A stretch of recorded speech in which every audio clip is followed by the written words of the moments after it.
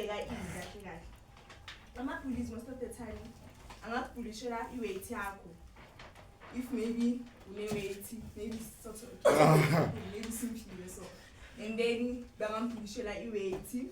Abanye bangambulishela ama-glasses ukuthi yo wena with 4 eyes awuboni ugcoka ama-glasses njalo. And then ama-looks nekumuhle and then yabo angambulishela into leyo i-religion yakho, i-family yakho, inywele zakho, maybe uney'nywele ezinde ukudlula wonke abantwana abantu.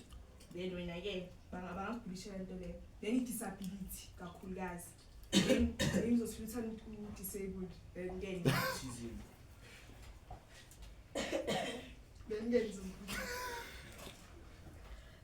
like we-ended uzama ukuthi like let's say mina ngi-disabled, you know. Let's say